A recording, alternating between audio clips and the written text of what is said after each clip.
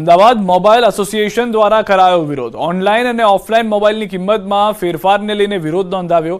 ડીલરનો આક્ષેપ છે કે કંપનીઓ ફાયદા માટે ઓફલાઈન કરતાં ઓનલાઈન પોર્ટલ પર ભાવમાં વધુ તફાવત રાખે છે, જેના કારણે ગ્રાહકોને મોબાઈલ સસ્તા લાગતા ગ્રાહકો ઓનલાઈન મોબાઈલ ખરીદતા હોય છે, તો વેપારીઓ પાસે મોબાઈલ ખરીદવા આવતા નથી। તેથી બ્રાન્ડેડ મોબાઈલનો સ્ટોક ડિસ્ટ્રીબ્યુટરને પરત કરીને મોબાઈલ ડીલરોએ વિરોધ નોંધાવ્યો છે। અમે તમને એ જણાવ્યું કે જે રીતે એ બ્રાન્ડે ઓનલાઈનની ઉપર ઓછા ભાવમાં ફોન આપે અને રિટેલરને વધારે ભાવમાં આપે, જેના કારણે રિટેલરે તે બ્રાન્ડનું વેચાણ બિલકુલ ઓછું કરી નાખ્યું અને તેનો માર્કેટ છે 56 થી 12-16% પર લાવી દીધો। હવે એ બ્રાન્ડને ખ્યાલ આવે છે અને એ બ્રાન્ડને સહકાર આપી રહી છે અને પ્રોમિસ આપે છે કે હવેથી આ કામ નહીં થઈ શકે, એની સામે અમે એક્શન લઈશું। દેશમાં ફરી ગુજરાતનો ડંકો વાગ્યો છે। જી હા, દિલ્હીમાં સાંસ્કૃતિક નૃત્ય સ્પર્ધામાં ગુજરાતનું પ્રચલિત મણિયારા રાસ નૃત્ય ત્રીજા ક્રમે વિજેતા થયું।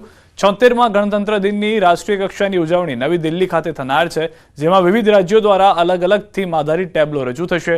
આ ટેબ્લોમાં રજૂ થનાર સાંસ્કૃતિક કાર્યક્રમોની સ્પર્ધા 21મી જાન્યુઆરીએ દિલ્હી ખાતે યોજાઈ હતી, જેમાં ગુજરાત ટેબ્લો સાથે આવેલા કલાકારો દ્વારા રજૂ કરવામાં આવેલા સાંસ્કૃતિક પરફોર્મન્સ ત્રીજા ક્રમે વિજેતા બન્યું છે, જે સૌ ગુજરાતીઓ માટે ગૌરવ સમાન છે।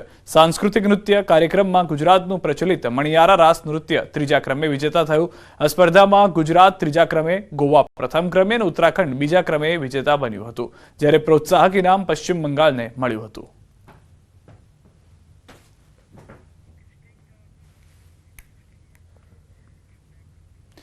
બજારમાંથી ઘી લેતા પહેલા સાવધાન રહેજો। મહેસાણામાંથી 13 લાખનો ઘીનો જથ્થો જપ્ત કરવામાં આવ્યો છે। કડીમાંથી લીધેલા દાવત બ્રાન્ડ ઘીના નમૂના ફેલ થયા છે।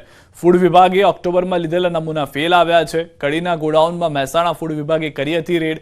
ફૂડ વિભાગે લીધેલા ઘીના નમૂના ફેલ આવતા કાર્યવાહી હાથ ધરાઈ છે।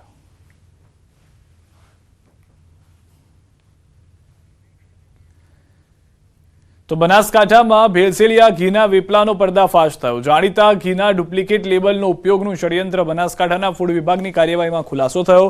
ચડોતરની પેઢીમાં ચાલતો હતો ગોરખ ધંધો। જલારામ એન્ટરપ્રાઇઝના ઘીના ડુપ્લિકેટ લેબલનો ઉપયોગ કરાતો હતો। શંકાસ્પદ ઘીના પેકિંગમાં બ્રાન્ડેડ ઘીના લેબલનો ઉપયોગ કરવામાં આવતો। ચડોતરની પેઢીઓમાં હતા ફૂડ વિભાગના દરોડા। 5 પેઢીમાંથી ઘી તેલના 14 સેમ્પલ લેવાયા હતા।